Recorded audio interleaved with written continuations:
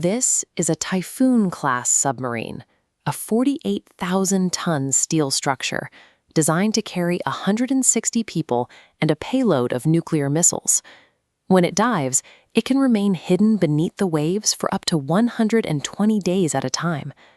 At a depth of 800 meters, the ocean exerts a crushing force equivalent to the weight of 100 elephants, pressing against every square inch of the hull. Here, a single structural flaw would cause the vessel to buckle and collapse in milliseconds. Inside, there is no natural light and no sound from the surface. The crew operates in a vacuum where external communication is severed, as a single radio transmission would provide an acoustic trail for enemy sensors to follow. To function in this landscape, the submarine must do more than just navigate. It has to operate as a completely sealed, self-sustaining ecosystem. By Archimedes' principle, the submarine floats because its volume displaces an equivalent weight of water, creating an upward buoyant force. To submerge, the crew floods large ballast tanks with seawater. This mass increases gravitational pull, overcoming buoyancy and allowing the ship to sink. Protecting the crew from the external pressure requires a series of nested, pressurized steel hulls. These layers are engineered to maintain a stable internal environment, even as the surrounding ocean tries to compress the ship. By mechanically shifting the balance between gravity and buoyancy, engineers allow the crew to inhabit a space that remains at surface-level pressure while thousands of feet underwater.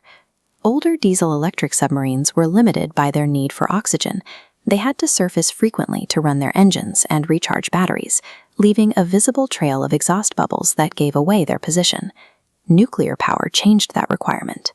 By using uranium-235 to trigger a controlled fission reaction, the ship generates enough heat to power steam turbines for 30 years. It produces zero exhaust and requires no external air to run. However, while the engine is self-sufficient, the sailors are not.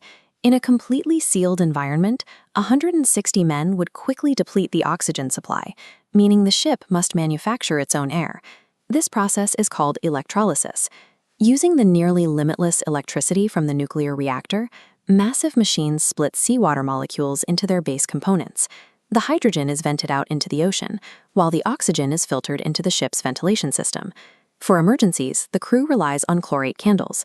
When ignited, the iron powder inside reacts with sodium chlorate to release a massive volume of oxygen through a purely chemical process that requires no electrical power at all. Through the mastery of fission and electrolysis, the submarine functions as an independent planet, capable of remaining invisible for months at a time. Within the habitable quarters, space is measured in inches. Sailors share beds in rotating shifts, a practice known as hot bunking, where one person occupies a mattress the moment the previous occupant leaves for their duty station. The constraints extend to the galley. Because grease from frying food would clog the oxygen scrubbers and contaminate the recycled air, the crew's diet consists almost exclusively of boiled or steamed meals. Fresh water is strictly rationed for drinking, leaving none for laundry. To compensate, sailors wear disposable clothing for several days before it is discarded to minimize waste and water usage. Without windows, the crew's perception of the outside world is purely electronic.